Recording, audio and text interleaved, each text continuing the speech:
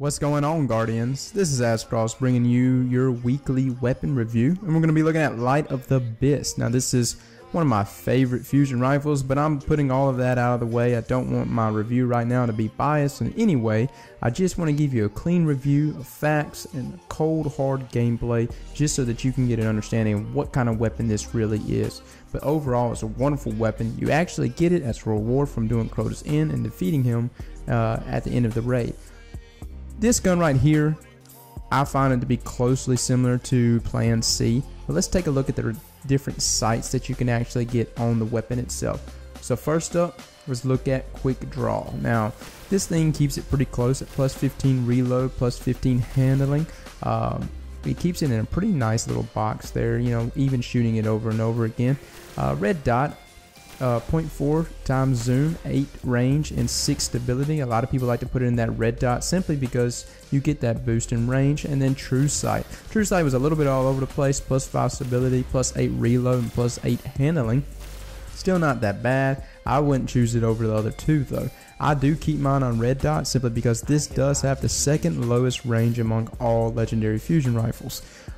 Next is crowd control. Guys, crowd control is an understatement with this thing. I mean, it is unreal. I mean, you running around in Rumble, be prepared. You're going to be getting doubles and triple kills all the time with this thing, and so it really does a good job at really controlling the crowds, decimating the crowds. Skip rounds, that's what you can actually choose as one of the loadouts there. I don't really find skip rounds to be that good. I mean, it's a little random where it's going to go. Enhanced battery, that does enhance it, but only by 1 in the magazine. And then speed reload, which is what I usually keep it on. And then hip fire. Hip fire, of course, just like all the other guns in the game, the bonus accuracy from the hip. And then Hive Disruptor, which what makes it a good weapon choice in PvE. But let's get into the gameplay, guys. Let's see what it actually can handle. You saw a little bit there with crowd control. Overall, though, it does a really good job, man. I really enjoy this weapon, really have a lot of fun using it. It's not many games that I actually go into, especially Rumble. It's not many games I do in Rumble that I don't always have this gun loaded out. Even with the lack of range, I guess stacking it into that red dot, it does a pretty good job, but it's definitely a close range fusion rifle. Not that you want to actually be doing a lot of long range fights with fusion rifles, but be careful, be aware whenever you do go into those mid-range fights. You want to just make sure you always keep people as close as possible, or you're going to be able to pinpoint that accuracy as much as you can. Overall, though, it's a great fusion rifle. I hope you enjoy the gameplay, and I would suggest definitely trying it. I know a lot of people have got this weapon and put it on the back burner and don't use it a lot.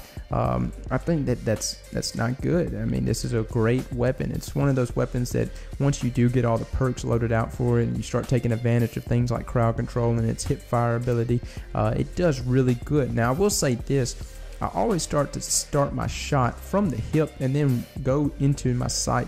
If you notice the charge rate there, guys, it's just wonderful. I just love it. But when you do that, it almost as if it takes into account that bonus accuracy while you're actually shooting it, and so it's really good at that. So let's take a look real quick at weapon stats and how it actually looks just from the stats themselves and compare it to other guns.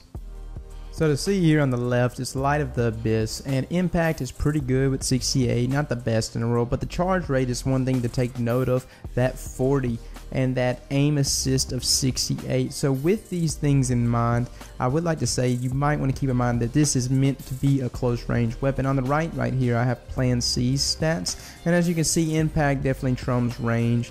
But overall, I mean, you got to think about it like this. This is a legendary fusion rifle, so you don't have to take up that exotic slot. You can still keep things like Last Word or Vex in your primary slots and still have a great time with this fusion rifle.